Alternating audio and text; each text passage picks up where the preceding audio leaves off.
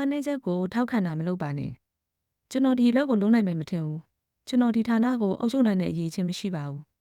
ကျမဒီသက်သက်မှာဘဝကျင်ပေါ်ရှာတွေးမှာမဟုတ်တော့ပါဘူးဒီစကားမျိုးကိုလူတွေပြောနေတာကိုကြားဖို့ကြမှာပါသူတို့ဟာသူတို့ရဲ့အားနည်းချက်ကိုဖော်ထုတ်ပြောနေကြတာပါ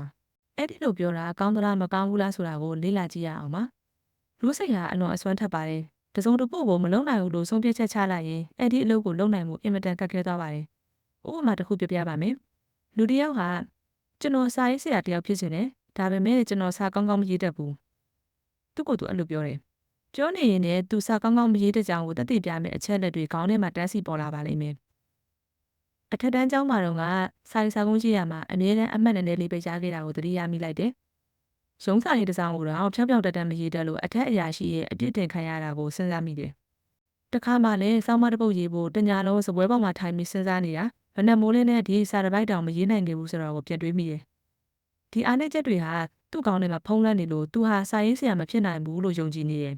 သူစာရေးဆရာဖြစ်ချင်တယ်ဆိုရင်အဲ့ဒီအားနည်းချက်တွေကိုသူ့ကောင်းထဲကဖယ်ထုတ်ပစ်ဖို့ပထမဆုံးလုပ်ရမှာဖြစ်ပါတယ်တခါကအမျိုးသမီးတယောက်ကျွန်တော်စီကိုရောက်လာပြီးအခုလိုပြောတယ်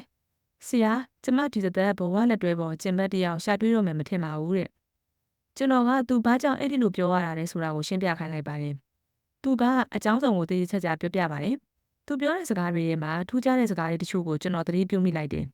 အမှန်ကအဲ့ဒါတွေဟာသူ့ရဲ့အားနည်းချက်တွေဆိုတာကိုကျွန်တော်ချက်ချင်းသိလိုက်ပါတယ်အဲ့ဒီစကားလေးတွေက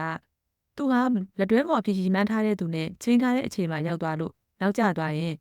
sorry ပါရှင်ကျမအမြဲနောက်ကျတက်လို့ပါလို့ပြောတတ်တယ်တဲ့နောက်ပြီးလက်တွဲမဲ့သူနဲ့တခါတလေကြောက်ကစားဖြစ်စကားများကြရင်သူကကျမအမြဲတမ်းစကားများရင်ဖြစ်တတ်တယ်ရှင်လို့ပြန်ပြောတတ်တယ်တဲ့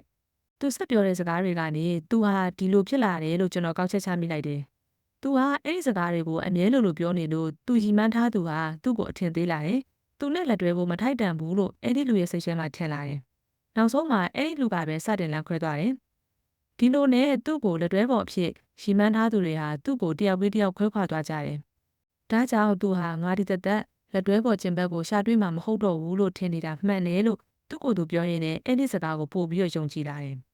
ကျွန်တော်ကသူ့ကိုငါဒီသက်လက်တွဲပေါ်ကျင်ဘက်ကိုရှာတွေးမှာမဟုတ်ဘူးဆိုတဲ့ယုံကြည်ချက်ကိုစိတ်ထဲကနေထောက်ပြလိုက်ဖို့နဲ့သူ့ရဲ့အားနည်းချက်တွေကိုမှန်တယ်လို့ထောက်ခံနေတာတွေကိုမလုပ်ဖို့အခုလိုအကြံပေးလိုက်ပါရဲ့ကျမအမြဲတမ်းနောက်ကျတက်လို့ပါဆိုတဲ့စကားအစားကျမအရင်ကအခုလိုနောက်ကျတာမျိုးမရှိခဲ့ဘူးရှင်လို့ပြောတဲ့နဲ့ကျမဟာအမြဲစကားနဲ့ရန်ဖြစ်တတ်တယ်ရှင်လို့ပြောမယ်အစား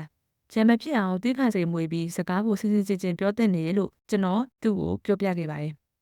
အမျိုးသမီးဟာကျွန်တော်ပြောတာတွေကိုလိုက်နာပြီးသူ့ကိုယ်သူဆင်ခြင်ပြုတ်ပြလိုက်ပါတယ်သူ့ရဲ့အားနည်းချက်တွေကိုထောက်ခံတာမျိုးကိုမလုပ်တော့ပါဘူး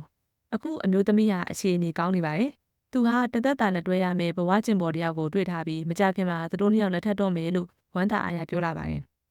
မိတ်ဆွေမှာရောအားနည်းချက်တွေရှိနေပါသလားလူတိုင်းမှာအားနည်းချက်ရှိတာမို့အဲ့ဒါကအရေးမကြီးပါဘူးအရေးကြီးတာကမိမိမှာအဲ့ဒီအားနည်းချက်ကိုထောက်ခံတတ်တဲ့အကျင့်ရှိနေသလားဆိုတာကိုပြန်သုံးသပ်ကြည့်ဖို့ပါရှိနေရင်ကောင်းကျိုးမပေးရဲ့အဲ့ဒီအကျင့်ကိုအမြဲဆုံးဖျောက်ပစ်လိုက်ပါထူးခြားတာကိုတွေ့လာရပါမယ်ဒါကြောင့် Law of Attraction ဆိုတဲ့နေရာမှာအတိုင်းပဲမိမိကိုယ်ကို negative work တွေမပြောဘဲနဲ့ positive work လေးတွေကိုပြောရင်းနဲ့ကိုယ့်ရဲ့ပိုကောင်းတဲ့ better future ကိုပိုင်ဆိုင်ကြပါစေလို့ဆုတောင်းပေးလိုက်ပါတယ်အားလုံးပဲအဆင်ပြေကြပါစေရှင်